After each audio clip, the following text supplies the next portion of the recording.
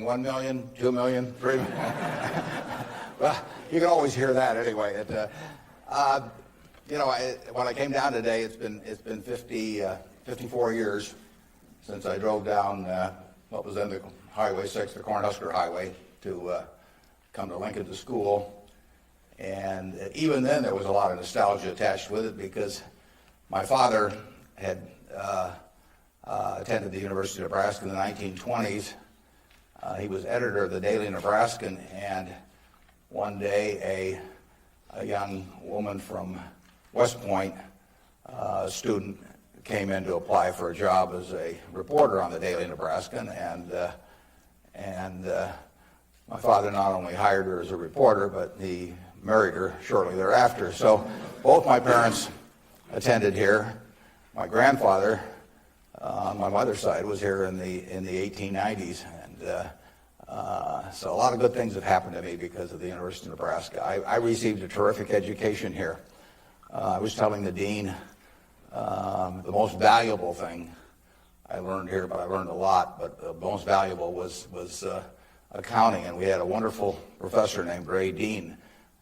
There may even be something named for him down here, isn't there? Yeah, he was, I'd been to the Wharton School. I went to Columbia Graduate School subsequently, and I took a lot of accounting courses, but by far the best instruction I received in accounting came from Ray Dean, and there's nothing more important.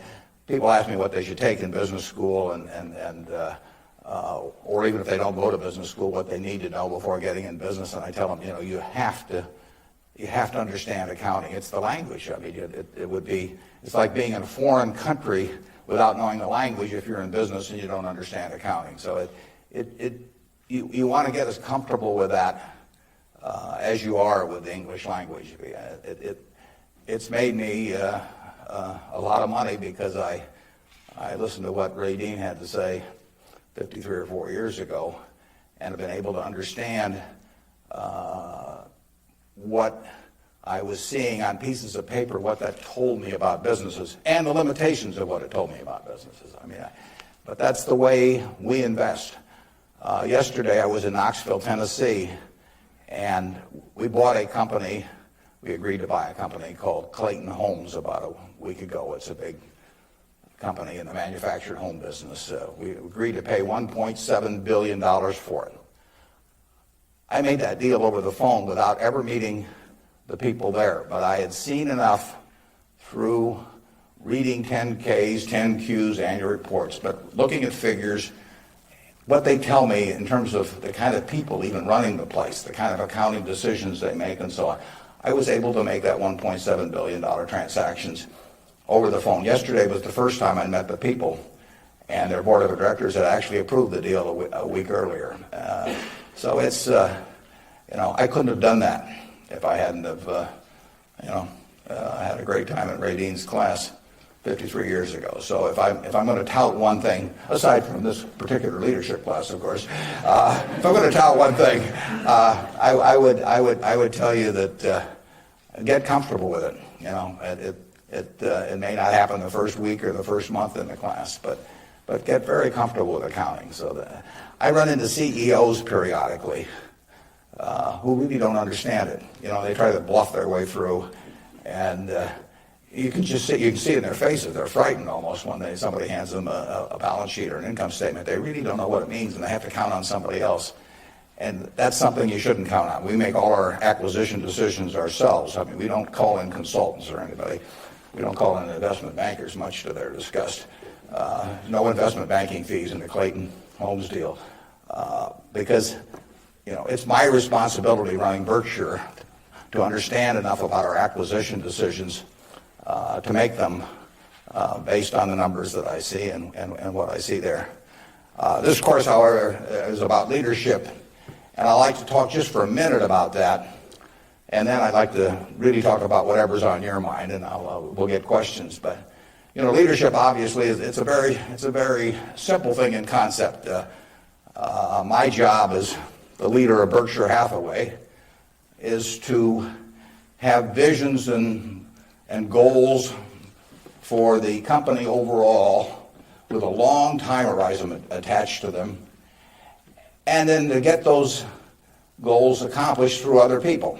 That's what it's all about. I can't do it myself, so I have to know where I want us to get to. I have to see over the next mountain if possible, but then I have to get a lot of other people to look over that mountain with me and really do the job. I mean, they are the ones that get it accomplished. So it's getting things done through other people. Now, Berkshire is like many large corporations in certain ways, but it's really quite different in many ways. We have over 150,000 people now working for Berkshire Hathaway in dozens of companies throughout this country primarily, and even abroad a little bit. We have exactly 15.8 people in headquarters, and Deb Ray came down with me today, so we've only got 13.8 there today, and we're probably working just as well with those 13.8 as we would if Deb and I were in the office. But that's an unusual organization. I mean, we have dozens of operating managers, CEOs of their businesses, out there running them today, and they do it without any direction from the home office except for one very limited piece of direction that I give them, which I'll get to in a second. But we have these people, and they're an unusual group of people running these businesses because most of them have sold their businesses to us, and they're very, very wealthy. 3/4 of our managers do not need to work financially. They have no reason financially to work. Probably 3/4 of them are worth at least $50 million, and we have some that are worth in the billions. And yet these people jump out of bed every morning, and work, and they work weekends, and they love working. And why is that? And what's the key to that? Well, the key really is the same reason I keep working. I'm 72. I'm getting Social Security now, so I should be in Florida, pushing shuffleboard around or something of the sort. But I do what I can do. Anything in the world I want to do. But what I want to do is run Berkshire Hathaway. Now, why do I want to run it that way? There's a couple things. A, I get to paint my own painting.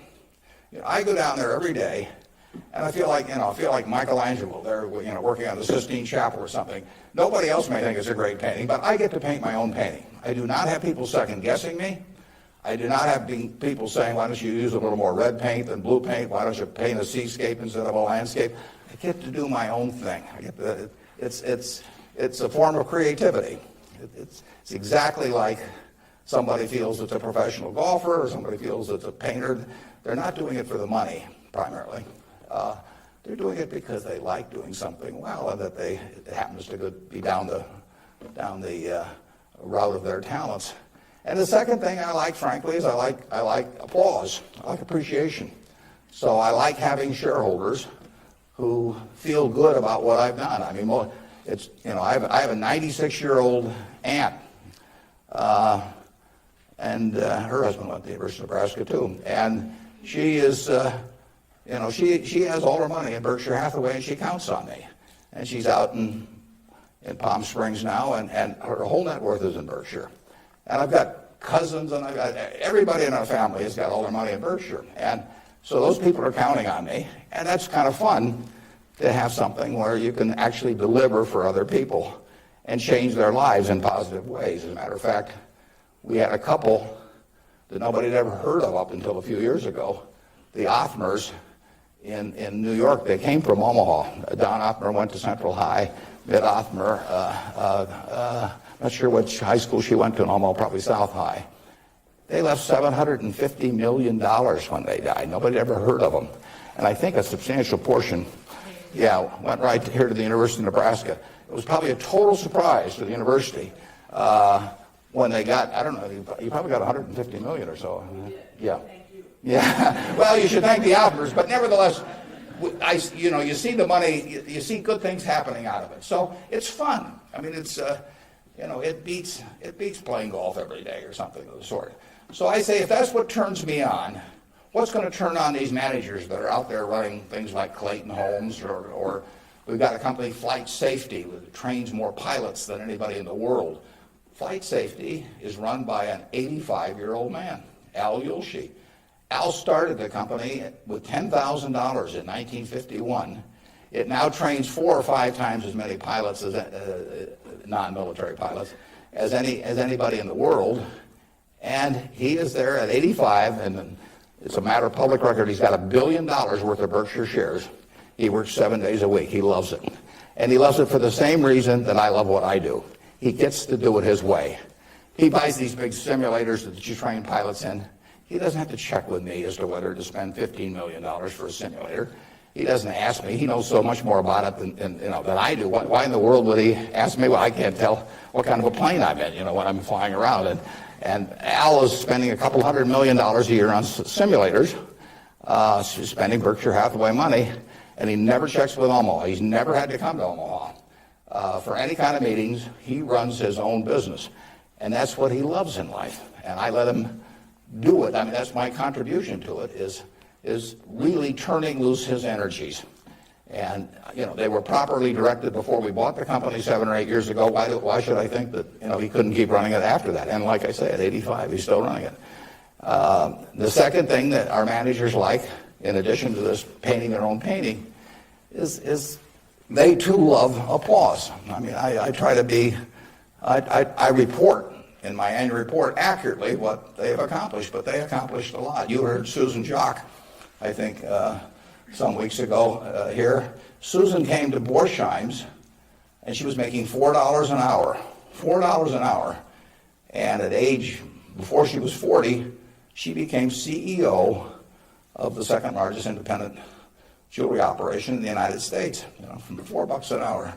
But it's talent, and Susan knows more about, I don't know anything about jewelry, you could hand me a phony diamond or a real diamond, I couldn't tell the difference. But if I started telling Susan what to order in the way of jewelry, or if I started telling her what kind of terms to extend to customers or who to hire or anything like that, she doesn't need that in life. She really owns Borsheim's. We have the stock certificate, we get the profits. We get accustomed to. But it's her baby. It's her baby. She decides, everything about that place. And so it's her creation.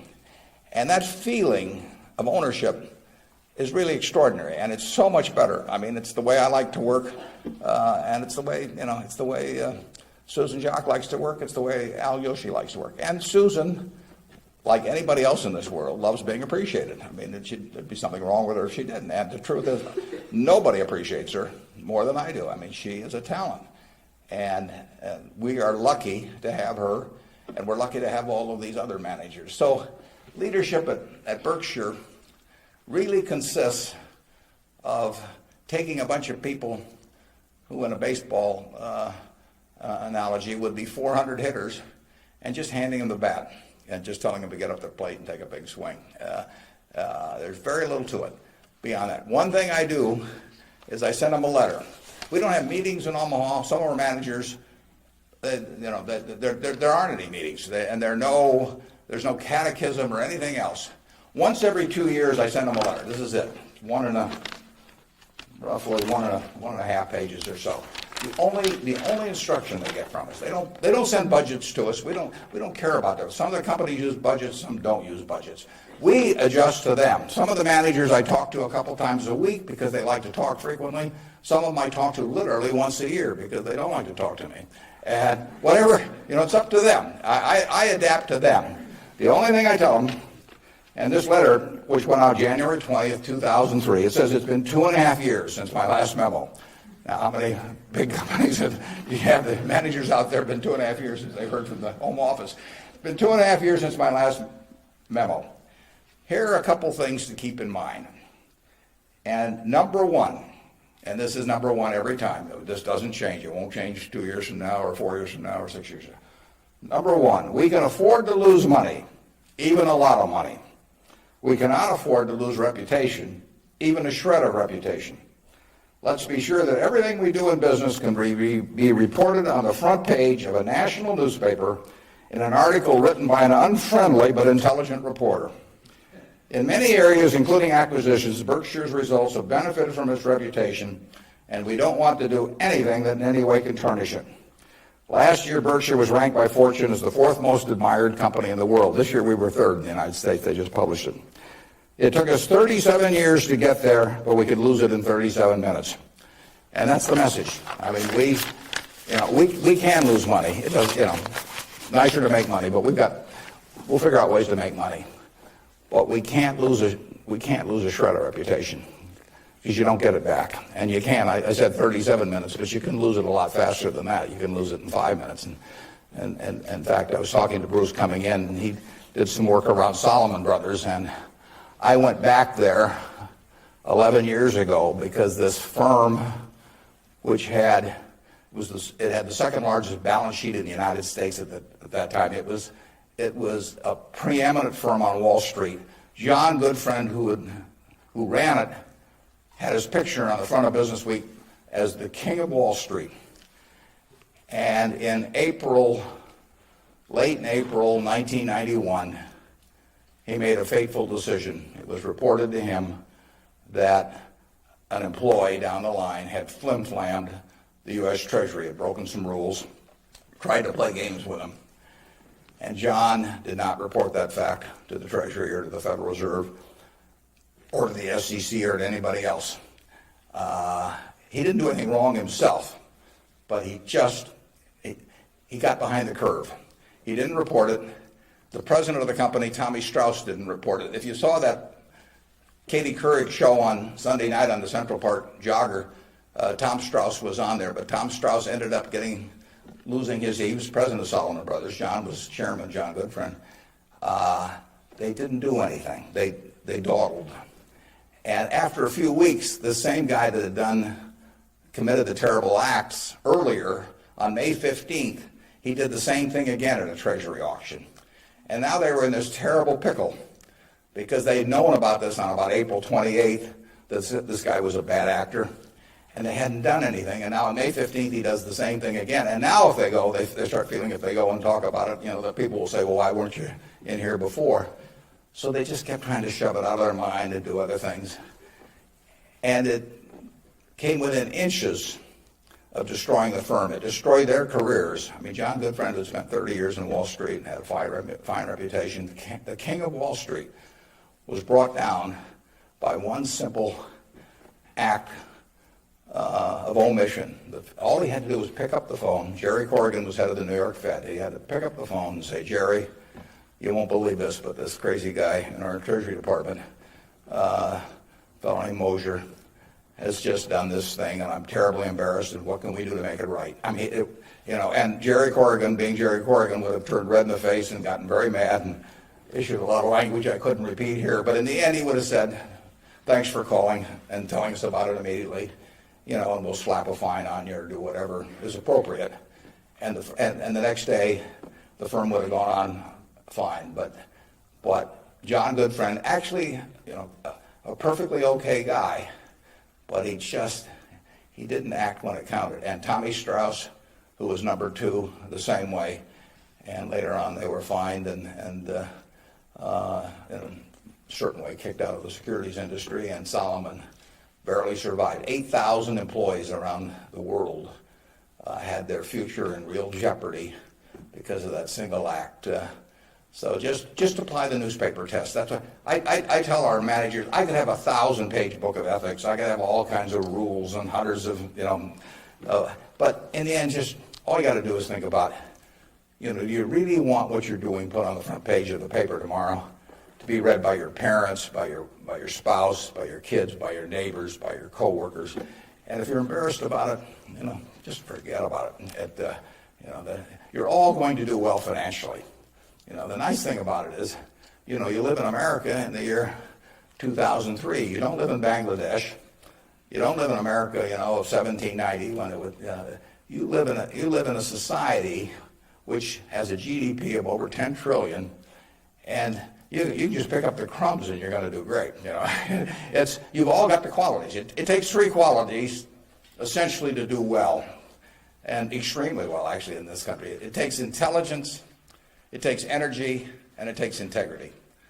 Now, everybody in this room has the requisite intelligence. You wouldn't be here if you didn't. I mean, it doesn't take 180 IQs, although I'm sure you all have those. But it takes reasonable intelligence. You're getting a great education. You've got the energy. That's why you've shown up in school. And it takes integrity. And I say, if you don't have integrity, we don't want to hire somebody that's got intelligence and energy if they don't have integrity. We'd rather hire somebody that's dumb and lazy if they don't have integrity, because they probably will never get around to cheating us or doing something of the sort. Last thing in the world I want is somebody that's lacks in. Mosher had intelligence and energy at Solomon. He was head of the government bond trading thing, and he had lots of intelligence and he had lots of energy, and he went to jail, and he almost brought down the firm. So, and integrity is absolutely an option. You may not be able to throw a football 60 yards, and you may not be able to run the 100 in 9.8. You may not be able to sink 3-pointers but you can choose where you stand on the integrity scale. You weren't born wired one way or the other. That is an absolute choice you make. And the heroes I've had in life have been the people that I felt stood out in that respect. My number one hero was my dad, but I've had other heroes, Tom Murphy, Ben Graham, people like that. And the reason I admired them was not because they were the smartest people in the world, although they were plenty smart. And it wasn't because they made the most money. That meant nothing. It's really because I felt they were the classiest people that I ever met in my life. I mean, I saw them behave over year after year after year in a way that I could write their story on the front page of any newspaper, and even in an unfriendly tone, and I could not do anything that would embarrass them in the least. They behaved extraordinarily well. And having the right heroes, is terribly important. You tell me who a 10-year-old's heroes are, and I can give you a pretty good prediction about how they're going to turn out. You want to choose your heroes very carefully, because you're going to look like them at some point, and you're lucky if you've got the right ones. I'll give you an aside, and then we'll get on to your questions. But it's something, you're not parents yet, most of you. But when you're a parent, you are the natural hero of your child. You're this great big thing here. There's two of you great big things, and there's a little tiny child dependent on you. Everything. You are the natural hero, and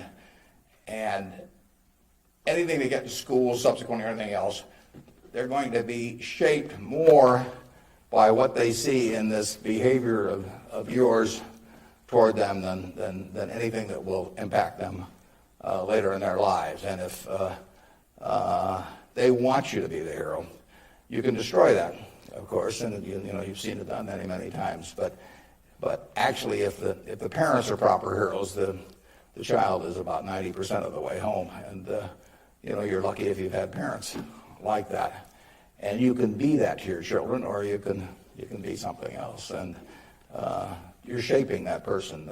It's nice to learn accounting when you get to Nebraska, but the behavior model that you take on is incredibly important. Let's talk about what's on your mind now. You can ask tough questions.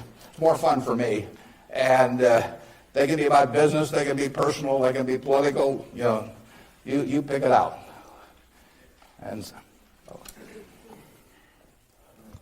Good morning. When you were rejected from Harvard Business School, is obviously somewhat of a failure in your mind. How do you adapt to your failures in life to make you more successful? Yeah, well, that's a very good question. How do you turn failure into a plus? And it's true. When I was at the University of Nebraska, one day I was reading the Daily Nebraskan, and it said in room 300 or something, at 3 o'clock there will be this panel of three professors here at the university, and they're going to award the Nathan Gold Scholarship. I don't know whether you still have that around. And at the time, it said it would give you $500 to go to the graduate school of your choice. I don't know whether it's changed in amount, but that was it. So I read this, and I went there to this room at 3 o'clock that day, or whatever it was, and I walked in the room, and there were the professors, and I was the only student that showed up. It really got to them. They were stuck. They kept waiting and looking at their watch and hoping there'd be more candidates, but no one came in. So I won $500 by default. And those are usually my biggest triumphs when nobody else shows up. And so here I was. I had $500 to go toward it wasn't limited, any graduate school for a master's degree. So I applied to Harvard. My dad wanted me to. And I shortly heard from Harvard. And they said, go to Chicago and meet this fellow who interviews applicants from the Midwest. So I got on the train, and that's what you did in those days, and I spent about 10 hours on the Burlington going to Chicago. Then I transferred to another little interurban train to go up to this country day school where this fellow was the headmaster, and he was the big interviewer for Harvard. And I got there, and after about 10 minutes, he said, better think about something else. But, he come back later on. I was 19 at the time, and I looked about 12, and I acted about 8. So it was not a great combination. So he said, forget it. So I took the little interurban train back to Chicago, and I took the 10-hour train back to Omaha. And all the time I'm thinking, what do I tell my parents? It's kind of embarrassing. But it was the luckiest thing that ever happened to me. Because if I'd gone to Harvard, I would have gone to a 2-year business school. I instead applied to Columbia, where I could graduate in 1 year and get a master's degree. Luckily, that by the accident of it and being in the Nebraska National Guard, which did not get called up for the Korean War, I missed going in the Korean War. I got to meet Ben Graham, which had an enormous effect on me subsequently. And I probably got my wife that way because she was going to Northwestern. And I was able to put on sort of a full court press because I got out in 1 year. And otherwise, she'd have met some other guy. I mean, I got her before the competition showed up. And so it worked out wonderfully. It couldn't have worked out better. And that's been my life, basically. I mean, things, you will get some disappointments, but the future is what counts. It'd be fun if I knew every decision I was going to make was going to be perfect. It would not be as much fun. It'd be like playing golf and knowing you're going to hit a hole-in-one on every hole. You wouldn't play golf if every time you got on a tee, you just took a swing and the ball ended up in the hole. It'd be fun for a few days. You get on TV, but the game would not be any fun. So it's failure, and I wouldn't even consider them failures, but they're mistakes or whatever you want to call them. They're part of the game, and in the end, you go on, and we've made plenty of mistakes in business. We'll make plenty more, and the Babe Ruth, and for a long time, it subsequently got eclipsed by a few fellows, but he held the record for strikeouts. So held the record for home runs and was the highest paid baseball player until the modern era came along. So it's part of the game. If you take big swings, you're going to miss sometimes. But the Harvard thing, you'll get a kick out of this. They invited me back to the 25th anniversary of this class to talk to them, and I went back. It was kind of embarrassing because this was the 25th reunion, and the class was talking about the next 25 years to these alumni that were back after 25 years. And my job was to talk about the next your financial future in the next 25 years. This was in, whenever it was, in the mid-70s. And right before me on the program, Masters and Johnson were talking about the next 25 years of their sex lives. So nobody stayed around for my talk. But that night at the alumni meeting, the fellow who was president of the class stood up and said, we're big enough to admit when we make mistakes around here, and we turn this guy down and throw him back in the water.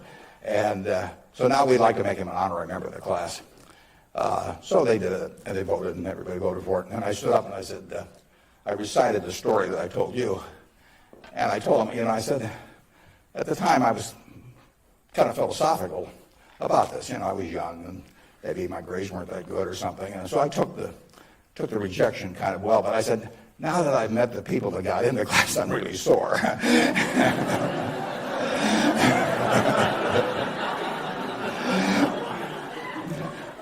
Okay, who's next?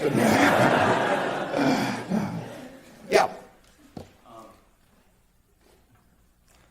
You can answer it, I'll repeat it. Okay. Yeah. I guess my question to you was, after you're dead, how do you want to be remembered, and how do you go about in your daily life ensuring that you're going to be remembered in that way? Yeah, well, really, I only want the minister to say one thing at my funeral. If he gets up there, and they play a few little hymns and everything, Maybe they'll play there. There's no place like Nebraska. That'd be great. I just want him to stay up there and say, my God, he was old. You know? I'll settle for that. But the truth is that, to some extent, Berkshire is my creation. So I would like people, to the extent that people regard that well, that's what counts. I mean, that's my painting. And I hope that people look at, I've been running it out for almost 38 years, just about 38 years exactly, and that means I only got another 30 or 40 to go. And I hope that we have done some things differently than other corporations. We've operated on a different model. And I hope two things about it, actually. I hope, A, that people realize that model works and why it works and so on, because it does conflict with certain management theory over the years. And secondly, the important thing is that it lasts well beyond me. I was down at Walmart 6 months ago and talked to their management group, and I had a great time. What is really astounding, I voted for Walmart as the most admired company in the country last year. That's where my vote went. It was astounding what Sam Walton built, starting in Bentonville, Arkansas with a pickup truck, taking on J.C. Penney and Kmart and Sears and all of these people with no money, no real estate, no preference with vendors, no credit card list, anything. He just took them on, and of course he just ran away from them. But the really impressive thing about Walmart is that Sam died about 11 years ago, and there's been no momentum lost. I mean, what he instilled in that company, nobody else could have built it like Sam, but David Glass first and Lee Scott now as the CEO, they have kept that company with its special culture going at full steam ever since. And that's really what I hope happens with Berkshire, and I've tried to think about ways to make that happen. But the real test will be if 10 or 20 years after I die, that the special culture that I think is part of Berkshire is not only just as strong as ever, but even stronger. We have a situation at Berkshire where in 38 years, we got all kinds of CEOs out there running all kinds of businesses, 3 or 4 of them in Omaha. We have never had one CEO ever leave us, period, to go someplace else. I mean, I don't know that there's any place like that in the country. So it's been and we've never issued a stock option. You read in the papers that you got to have stock options to attract quality people, all that sort of thing. I mean, we've never had a share of them, and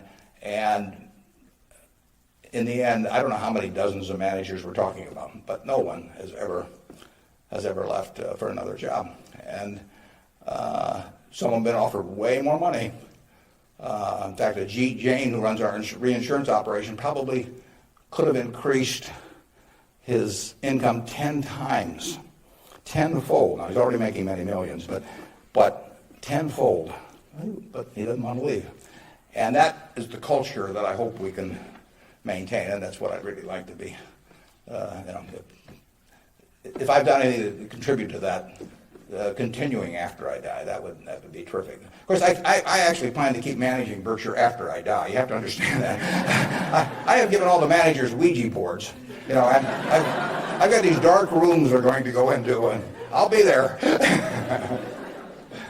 Mrs. B at the Nebraska Furniture Park worked till 103 at Berkshire, and she's sort of our examples. And then she took off from work, and she died the next year. So it's very dangerous to quit as early as that. Yeah. Am I supposed to be calling on these people? Okay, good. How do you determine via your personal finances what organizations or foundations you give your money to? On personal finance, how do I handle them? Or?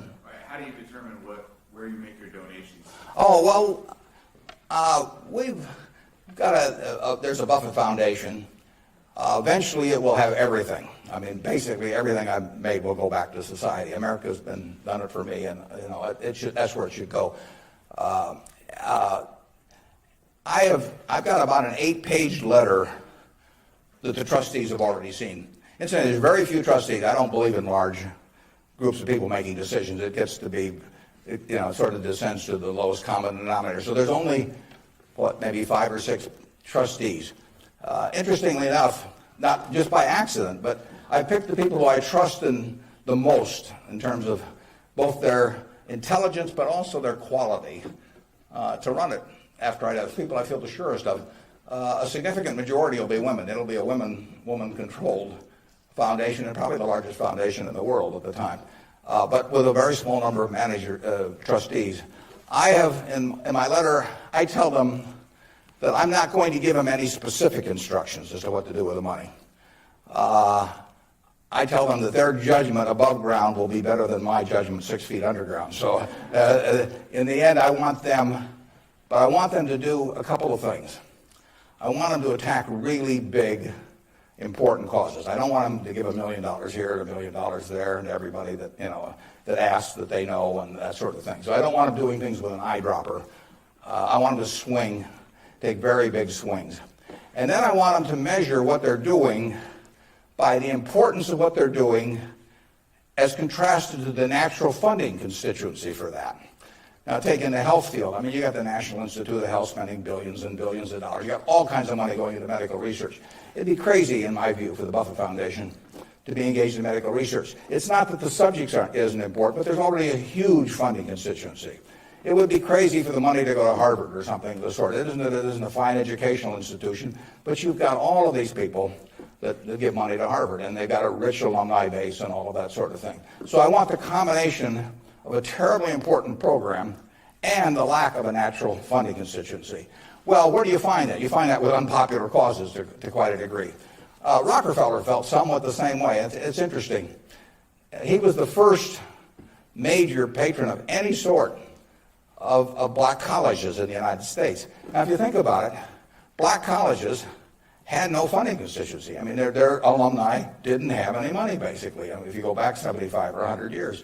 So there wasn't any money coming. And people didn't, they didn't build great businesses and then leave tens or hundreds of millions of dollars to the institution. And it was self-perpetuating.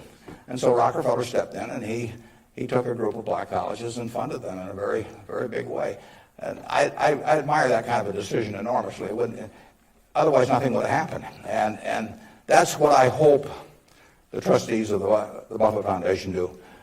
I was with Bill Gates last week, and I consider his foundation, he and Melinda together, because they're equal partners in it, I consider their foundation to be the most logical big foundation in the world. They're giving away about $1 billion a year. Now, Bill said to him, and Melinda said to themselves, how do we save the most lives per dollar spent in the world? And they decided that in certain major medical areas, that what was being done abroad in many countries was zilch in terms of these things that were easily preventable by vaccines or various other things. And they decided they could save huge numbers of lives per $1 billion spent. But they'd be spending it, in places like India and Africa, where they would get no credit in the United States. I mean, no buildings with their names, no nothing. But that was their metric. And that's Bill's sole metric. I mean, he doesn't want to talk about, you can go to him with some proposition to stick his name on something, for $50 million. It doesn't interest him at all. It's a totally rational one, and he pours himself into it. He has educated himself on medicine, and particularly medicine outside the United States, in a way that I've never seen anybody. And I've got good news for you. This you should write down. On May 2nd, on public broadcasting, there will be a program where Bill Moyers is interviewing him, and Bill explains his philanthropic thinking.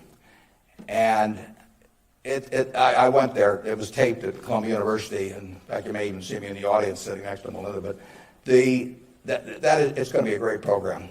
They took about an hour and 20 minutes, and it's going to get edited down to 56 or 58 minutes. But you will hear as cogent an argument for rational philanthropy on that program as you'll ever hear in your life. So it's interesting. That program came about because about 2 years ago, I asked Bill a question at a group I get together, something akin to what you asked him. I asked him to talk about the evolution of his philanthropic thinking. And there were a group of about 60 of us there, and he talked to us, and it was a fabulous talk. And I said, you got to get that out in the public domain somehow. So this thing with Bill Moyers does that. If I die tonight, all my Berkshire shares, which are 99% of my net worth plus, go to my wife. She dies first, hers go to me, and then it all goes to the Buffett Foundation. And it will then be active on a very big scale, and those are the guidelines. And who knows what those problems will be. I mean, it might well have been civil rights in the early 60s. I mean, the civil rights organizations, were not being funded by anybody. And I mean, money wasn't the big problem, but it was a problem in the civil rights arena. And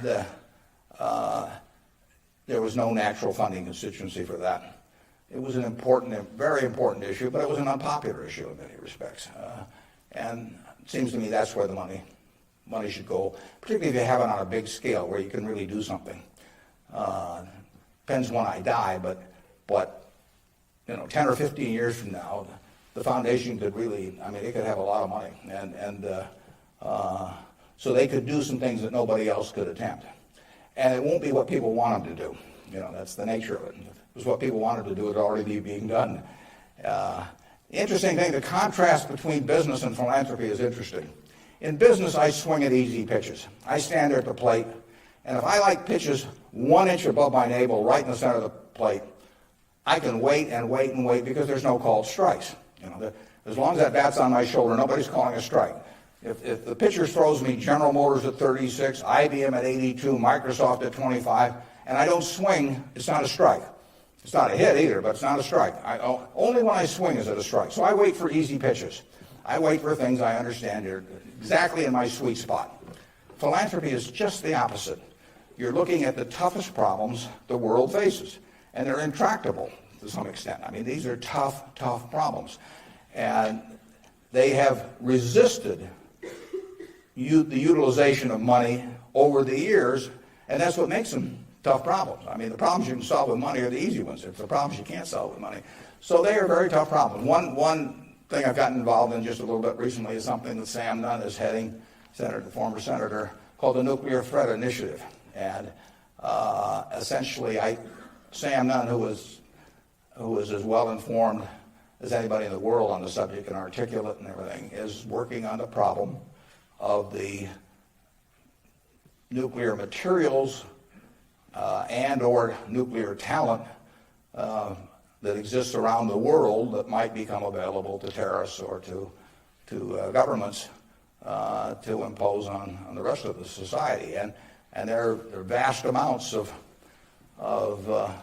uranium and lesser amounts of plutonium, and there's a lot of unemployed Russian scientists and so on. So this is something that Ted Turner actually set up a couple of years ago and got Sam to handle. And because AOL Time Warner stock, which was being used to fund it from Ted, has gone down a lot in price, they've run short of money. So that's something I'm involved in. It doesn't, it's not something that has any popular appeal. You can't send out something and get hundreds of thousands of people to respond.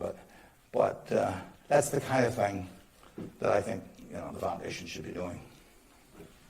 Yeah. With the government possibly considering eliminating double taxation on dividends, would you ever consider declaring a dividend on your stock? And what kind of decision-making process do you go through when you're looking at those decisions? Yeah, the question is, with the government considering eliminating the double taxation on dividends, would that change our attitude at Berkshire toward paying dividends, and what sort of decision-making framework do we have about whether we pay dividends or not? Berkshire, I took it over in 1965, and we paid 10 cents a share one year. It happened in the late 60s. I can't remember it. I blocked it out of my mind. I must have been in the men's room or something, because that was the only dividend we paid. The determination is very simple on dividends.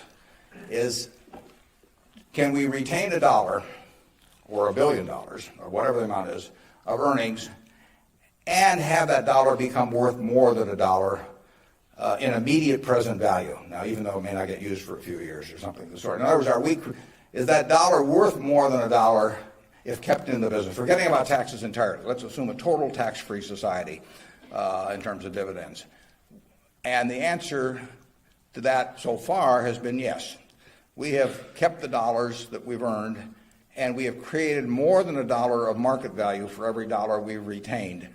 And as long as we can do that, it's silly to pay out $1, even if it's not taxed, and put it in my pocket, where it's still only worth $1 if I can create more than $1 worth of value in the stock. So we have done that now for a lot of years. It doesn't mean we can do it forever, but we've done it for a lot of years, and that is the test. And you will find in the back of the Berkshire Hathaway annual report, which we'll be glad to send to any of you, it's on the internet also, but you'll find in the back of the Berkshire report something that isn't in any other report that I know of. It's something called the Economic Principles of Berkshire Hathaway. That's been in the report every year now for at least 20 years. And those principles don't change. That's why they're principles, and it's why I'm willing to lay them out. I mean, if I act in conflict with those principles, I expect the owners to call me on it. But I look at the investors in Berkshire as my partner. Now, I'm the managing partner. They can't, because I own so much stock, they can't do much about me. So they ought to know what the game is if they join us. And that doesn't mean everybody wants to join us, but they ought to know what the rules are. Just as if you and I were starting a partnership and I was going to run it, you'd want to know, how we were going to conduct business and what my thoughts were and what my time horizon was. Would we ever sell? Would I make distributions? All that kind of thing. So those principles cover this point you raised. I don't forget what's the third or fourth one or something like that. But it's explained there, and I want people to I want our owners to understand it. I mean, I look at every owner when I write my annual letter to shareholders, which takes me an ungodly amount of time. I mean, it's miserable. But nevertheless, it's important because it is the one time a year I'm talking to my partners. And when I started out, I actually mentally put Dear Doris and Bertie, because those are my sisters. And they have all their money in Berkshire. They're smart, but they're not financial types. I mean, they're not spending their time on that. And I essentially want to be talking to them as bright people who don't know a lot of financial jargon necessarily, but they're interested enough that they'll read a lot because they got all their money in it. So I don't have to worry about keeping it short or anything like that. If I'm talking about their money, I've probably got their interest, and I take that off at the very end, and then I take off Dear Doris and Bertie, and I put to the shareholders of Berkshire. But I want to tell them exactly what they're in. I want it to be just as if our roles were reversed. That's always the test. If Doris and Bertie were running the place and I was living in Carmel, California, like Bertie is, what would I want to hear from them, the managers? And one of the things I want to hear is just exactly the question that you asked. What is your attitude about distributing money from the company? Because I get to make that decision along with the board of directors, and they don't. And some managements withhold money that really belongs to their owners because they like building a kingdom. Some of them do it out of fear or anything like that. I think I'm doing it for a rational reason, and I want to explain that reason, but I tell them how to test me on that too, because I think I should be tested. And it's a very important relationship that really has deteriorated over the years, in my view, between management and owners. I mean, you've seen in the last 10 years a slippage, in my view, of the behavior of American CEOs. I mean, obviously, all kinds of exceptions, but it's very interesting because they're not crooks or anything, most of them. There's a few, and they've gotten a lot of publicity lately. But nevertheless, they have behaved as most humans do. They've sort of picked up the behavior of those around them. That's why it pays to hang out with people better than you are. I mean, if you hang out with people better than you are, you'll become better yourself. Everybody behaves better that's around my wife. I mean, even including me, starting from a low base. But she just has that effect on people, and other people pull you down. I mean, when I was in the National Guard and we would go to camp, in about an hour I was reading comic books. Pretty soon everybody's reading comic books.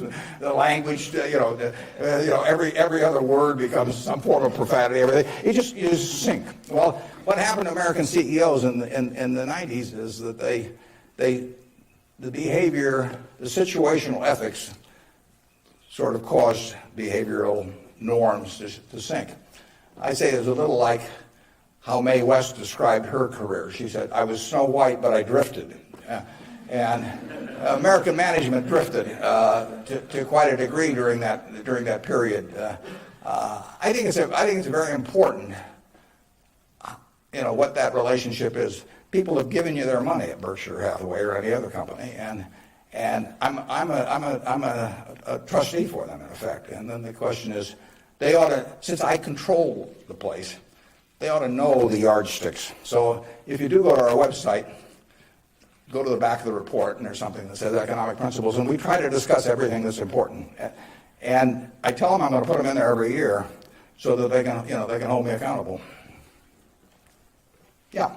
You talked quite a bit about flexibility in your many different companies and so forth. If you could elaborate a little bit on the personal qualities and professional qualities that you look in those executives that you place in those companies. Yeah, and the question is about the personal qualities we look for in the executives we place at our various companies. The first thing is we don't usually place them. I mean, they come with them. We don't have anybody to place. So I have the problem occasionally, if somebody dies, or to replace a CEO. But most of our CEOs came with the deal. Clayton Homes, which we're buying, comes with Kevin Clayton running it. We will put no one in there. He will run the place just as before. But in terms of the personal quality, when a seller comes to me with a business, whether it's Clayton or any of the others, Ike Friedman at Borsheim's, Mrs. B at Nebraska Furniture Mart, when they come to me, the first question I have to ask myself, because I'm counting on them to run the place, I have to decide, do they love the money or do they love the business? Now, there's nothing wrong with liking the money. I mean, they all like money, but they've got to love the business. They've got to have a passion for it. Because if I give them a whole bunch of money and they love the money and they don't love the business, no matter what they tell me, 6 months from now they'll be gone. I mean, they'll just all of a sudden say, why am I getting up at 7 in the morning just so I can send a lot of money to Omaha? I mean, it won't work. So they have to love the business. I mean, I want people with a passion for the business. I used to say that I had a one-line employment form, one-question employment form. The question was, are you a fanatic? If you answered yes, you got the job. Because I want somebody who's fanatic about their business. I mean, you want people that love teaching if you're in a classroom. If they don't have the passion for it doesn't work very well. So now, if they've got the passion, and our managers do, but not everybody would. The financial operators don't. We've never bought a business from an LBO operator or financial operator. They don't give a damn. I mean, all they want to do is make sure your check clears, and they're gone. And it isn't going to work if we try to buy from them. So we buy from these people who love their businesses. And then really my job is just to make sure that I don't mess it up and create conditions that cause them to quit loving it for some reason, because they come in loving it. Only I can mess it up. And they care about being treated fairly on compensation, but they don't measure it against everybody else. They don't have a lawyer they're negotiating with me. I mean, I don't have a compensation arrangement with any of these managers that can't be put in one paragraph. And then I go to other companies where they have a lawyer come in and there's 80 pages, and it tells what's happened, how much they get paid in severance, if they end up going to jail. I won't deal with somebody that thinks that way. And that's fine. There's a self-selection process in terms of who comes to us. There's this invisible filter out there that causes the Claytons of the world, the Al Yoshis of the world, the Ike Friedmans of the world, the Mrs. B's of the world to come to us. When I made the deal with Mrs. B in 1983, Mrs. B had another offer from somebody else that was somewhat higher, and she just said, I don't care. She only owned 20% of the company. She had 4 children, they each owned 20%. She told them, I'm selling to Mr. Buffett. She always called me Mr. Buffett up till when she was 104. In fact, when I'd walk in the store, she'd say, here comes my new young boyfriend, which I don't get that a lot of places, I can tell you. But she built this thing. She came over here in 1921 or 2. She landed in Seattle with a tag around her neck. She couldn't speak a word of English. Said Fort Dodge, Iowa. She couldn't communicate. She just had the tag. The American Red Cross got her out to Fort Dodge. And for 2 years, she got no place because nobody spoke Russian or Yiddish, actually. And so she moved to Omaha just to be around some other Russian Jews who she could at least talk to. She learned the English language when her oldest daughter, Frances, would go to school and come home at night and teach her the words. And she started sending $50 at a time over to Russia to bring her siblings. She had 7 siblings, and her mother and father to get them over here. After 16 years, She brought all the family over. She saved $500 in 16 years, peddling used clothing, whatever. And she started in the rest of furniture with that $500. And it's now the largest home furnishings complex in the world. And it all came from the $500 and a very, special woman. And can you imagine building something like that and selling it, to some financial operator who's going to resell it, and try and go public with it a couple of years later? And it meant something to her. She wanted it to continue like it has continued. And those are the kind of people we want to attract. It isn't so much me selecting them, it's them selecting Berkshire. I mean, that's the key. And frankly, we've gotten to that position in this country where the people that do care about their businesses, good-sized businesses, there's no second choice besides Berkshire. We get them. They come to us. We had a woman, Doris Christopher, come to us last year. Doris Christopher, in 1980, had 2 little girls, lived in Chicago, lived in a probably $20,000 house, and she and her husband both worked. She's looking for something to do to make a little extra money. She thought about catering and decided that it would take her away from the kids too much. So she decided that what she knew best, though, was she'd been a home ec teacher. She knew cooking, and she knew the kitchen and what was useful to people. So she borrowed $3,000 on her life insurance policy. That's all she had. She went down to the merchandise mart in Chicago and said, what's the least amount of this utensil or that utensil a manufacturer would sell? Usually a dozen. And she took them home, and then she had the idea that she would hold these parties, essentially, in people's homes. And so she arranged with a woman in suburban Chicago to hold the first party. She almost turned back. She started driving there. She thought, oh, they'll laugh at me and I'll knock the stuff over and they won't buy it. What you do. She was very unsure of herself. But she went there. She sold, I think, $175 worth of goods that night. She sold me her business last year. And that business made $140 million pre-tax from this $3,000 investment. That woman had a passion for her business, and she understood her customer, and she loved her customers. She loved the people that worked with them. She got 67,000 associates. It's called the Pampered Chef. Some of you may have been to a Pampered Chef party. Almost 1 woman out of 10 in the United States bought something from us last year. And now, unfortunately, I have to acknowledge that she probably didn't understand accounting that well, but she understood her customer and she understood people, and she likes people. I met her one time, but when she wanted to sell her business, there wasn't anybody else to sell to as far as she was concerned. She came to Omaha. We made a deal in a few minutes. The compensation deal took us 15 seconds. She's running the business. I've never been there. They're in Chicago. I hope they're there. We paid a lot of money for this. I mean, someday we'll buy a business and there'll just be some guy in a closet someplace saying, what figure shall I send Warren this month? But I've never been there. I've met her and I've seen the results of what she's done, and she is in love with the company. Yeah. How do you intrinsically value the businesses that Berkshire acquires?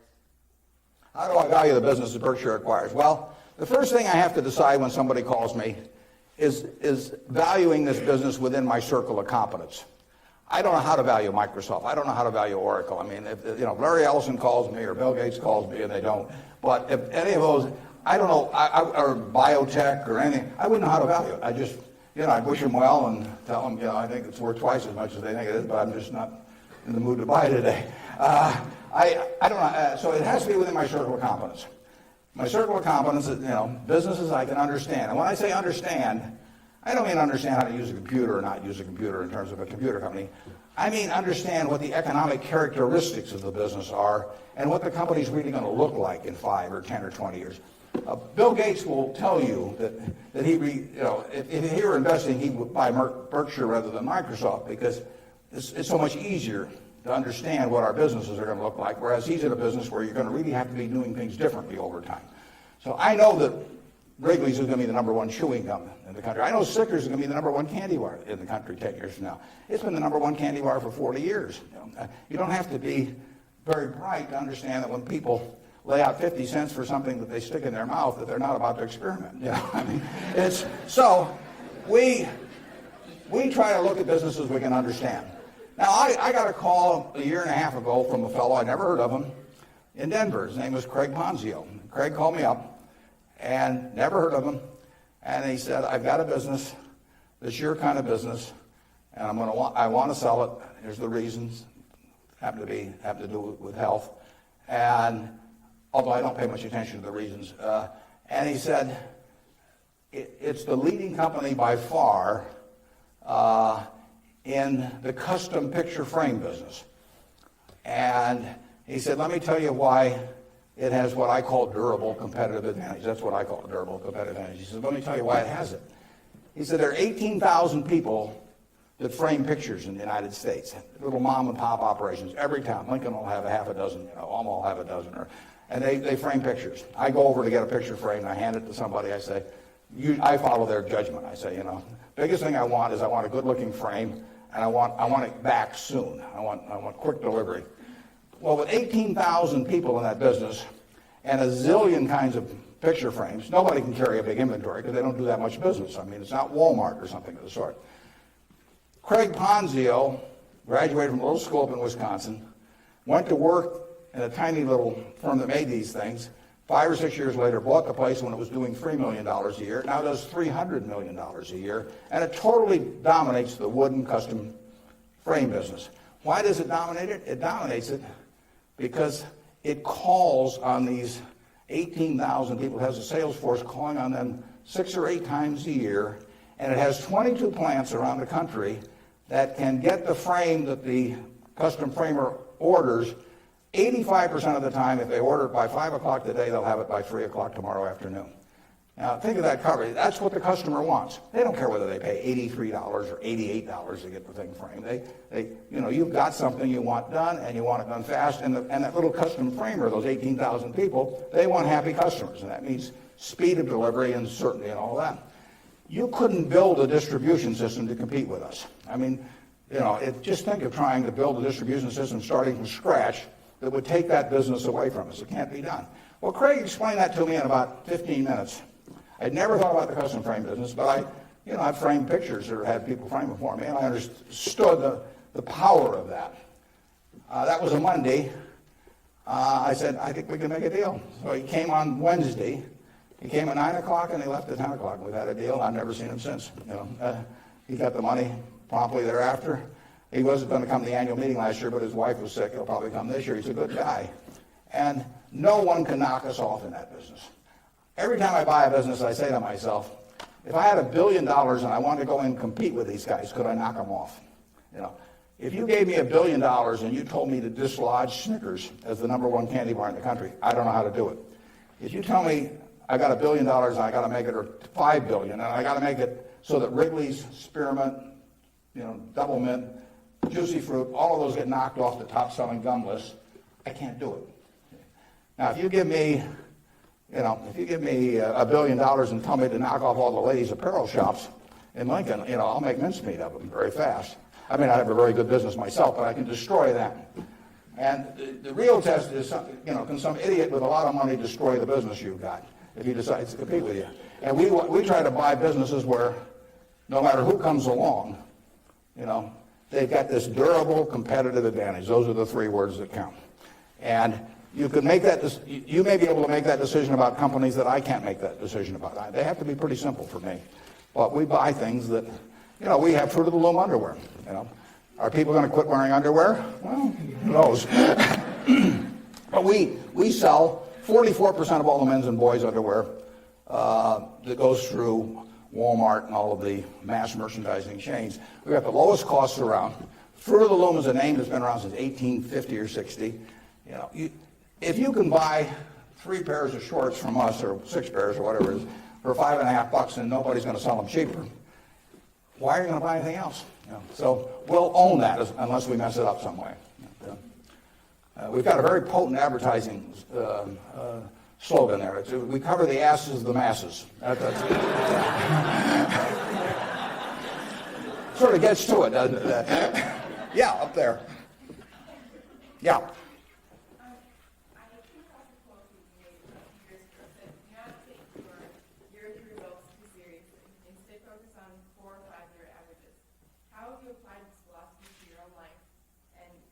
Examine your successes in your personal life based on Could you repeat that just a little louder? I think I got most of it, but try me again. Okay. I'm going off your quote that says, do not take yearly results too seriously. Yeah. Instead, focus on 4 or 5 year averages. How have you applied this philosophy to your own life? Okay, yeah, the question is, since I say 1 or 2 years doesn't make much difference in business, but longer term does, how do I apply that in my life? Well, I could probably give you some terribly philosophical answer on it, but the truth is I get up every day and just do what I love doing. And I want people around me to have good experiences, but the truth is I don't spend most of my time thinking about that. I mean, I spend most of my time thinking about what can I do to keep Berkshire going the way it has gone. But I will tell you how to apply that, and it works reasonably well, I think, at Berkshire, because we get this self-selection of people that join it. I mean, we have created a working environment where in 38 years nobody's left that runs it. So I do feel good about that, obviously. I feel good about the results of the investors and, the Offners and those people. I mean, actually, I think a fellow may write a book about what's happened with all the money that all these different people have made in Berkshire. But I'll tell you the test on that, and it's a terrific question, because you will, when you get to my age, you will not measure how well you've done by how much money you've got. I can guarantee you that. You'll all do fine on money anyway. I mean, think about it. 7 hours a day, you're in a bed. You got exactly the same mattress I've got. If you don't, we'll sell it to you at the furniture mart. So we're on a parity. I can't outdo you, in terms of my sleeping enjoyment. You can match it by buying this mattress, which we'll give you a special price on. Just mention my name. We eat at the same places, We eat at Dairy Queen, particularly if you're in my position because we own it. But we eat at McDonald's and Burger King, and when I leave here, I'll stop by a fast food place. So our eating experiences are the same. We travel the same. I mean, I had a 10-year-old car up till about a year ago, and it just doesn't make any difference to me. They all work. We live in a place that's warm in the winter and it's cool in the summer, and we watch the Super Bowl on big screen TV. You do it, I do it. We dress more or less the same. I mean, I pay more for my clothes, but they look cheap when I put them on. So we're really on a parity. Yeah. So the money isn't going to be that big a deal. Everybody in this country is going to, with the intelligence this group has, the energy you have, you're going to do well. So what's the difference? What really counts? Well, I would say that you will measure. Health is enormously important, and that's a matter of a fair amount of luck. I mean, so I'm not shortchanging it. I'm just saying you can't do too much about that. But you will measure your success in life by how many, and extent, whether it's the people you want at 70 or whatever the age may be, you'll measure it by how many of them really love you, in the end. I mean, you can't buy love. I mean, it doesn't work. You can buy sex. You can buy testimonial dinners, you can buy your name on buildings, you can do all kinds of things. But the only way you get love is to be lovable. It's kind of irritating, actually. If you got a lot of money, it'd be more fun to just write out a check for $1 million. So everybody, from now on loves me. But it doesn't work that way. And in fact, the only way is to be lovable. And I've got this friend who came out of Auschwitz and had at least one member of the family die there. And what is it now? It's 60 years later. She still, when she looks at people, it's a Polish Jew, when she looks at people, the question she asks herself in determining who she really trusts as friends, the one question in her mind is, would they hide me? Now, when you get to be 70, if you've got a lot of people that would hide you, you've had a successful life. I know people who have a tremendous amount of money, no one would hide. Their own kids wouldn't hide them. I mean, they really wouldn't. I mean, their business associates wouldn't, or anybody else. If it really came down to it, they don't have anybody's respect. They've got their attention maybe with money or something of the sort, but nobody loves them. And my friend Tom Murphy at Cap Cities TV, I mean, dozens of people would hide Murph. All kinds of people would hide my wife. Ben Graham, a lot of people would have. My dad would have had a number. And then, like I say, that I can tell you people that everybody may pay homage to them, and the kids may put up with them and hope they don't change their will or something. But the truth is that nobody would hide them. And if you've got a lot of people that would hide you when you get to be 70, you will have a very successful life. Okay, right in front. Throughout your life, what are some of your personal and career goals that you've set for yourself, and which ones have you accomplished, and which ones are you still going after? Yeah, just in terms of personal goals, or Just goals that you've set for your life that you've accomplished. yeah, well, I would, the truth is the main goal I've had has been at Berkshire. I mean, it might be more admirable to say that I was feeding the poor or something someplace in India, but it isn't true. I mean, it's been the focus of my life most of the time. The money will be, I think, used for very good purposes later on. I don't use any real amount of it myself, but actually somebody else was going to do most of that, and I picked good people to do it. But I've got 3 kids of which I'm enormously proud, and they like each other. They get, they do things together. They work. The family unit works extremely well. But my wife gets 99.9% of the credit for that. I mean, if you didn't turn out well under her, there's something really wrong with you. It's a life that's a lot of fun, but I do what I enjoy doing. I play lots of bridge on the internet because I like to do that more than anything else. I used to do way more reading. I do a lot of reading, but I used to just read all the time. Now I spend 12 hours a week on the internet playing bridge, and it's great. I will talk to the Microsoft Summit here in about a month, and I tell this group, and there's all these high-powered internet types, and I tell them, look, you guys are all failures because here I am, got all kinds of money. I've been fooling around with the internet now for 10 or 12 years. I spend 12 or 14 hours a week on it, mostly bridge, but I do, the Google searches, and if I'm writing a talk, I look up all kinds of information on it. I read the New York Times, the Wall Street Journal, 10 o'clock the night before, and all these things. And you guys are getting exactly $120 a year out of me. I mean, that is a failure.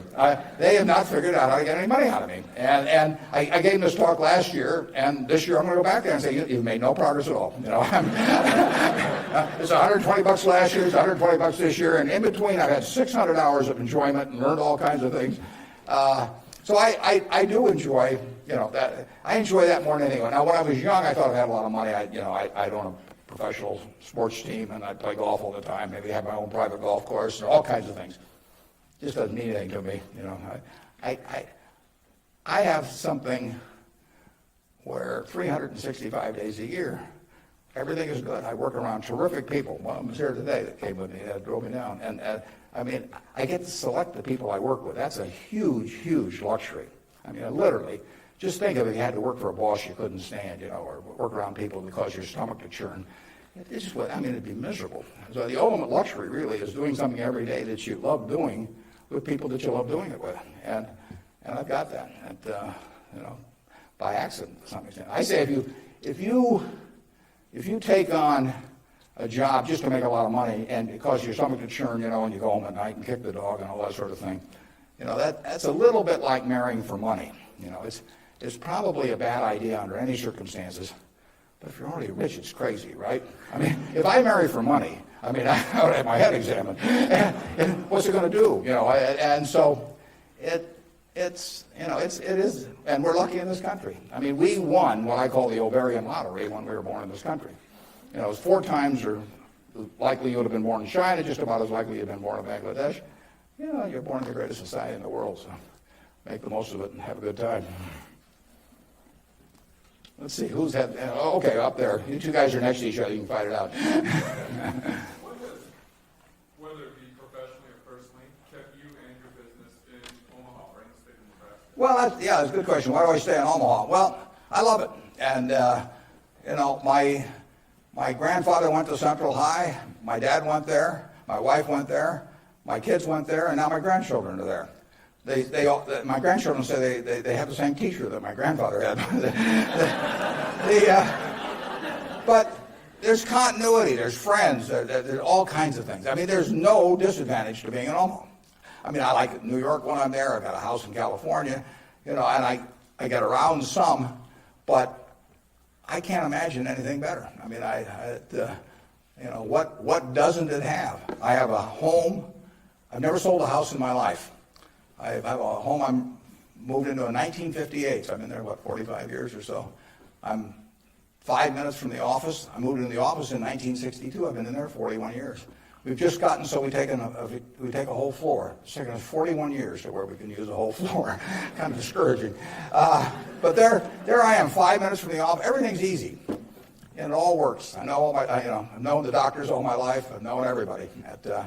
I feel connected. My aunt taught in the public school system in Omaha. I've named a scholar prize that I give after her. But I mean, it all means something. And I've lived in New York for a couple of years. I lived in Washington, D.C. for some years. I never felt that kind of connection at all. So, and there's absolutely no disadvantage. I get the same information. Actually, with the internet and and Bloomberg and all of that, no one can get any information any faster than I can get it. And there's just no downside.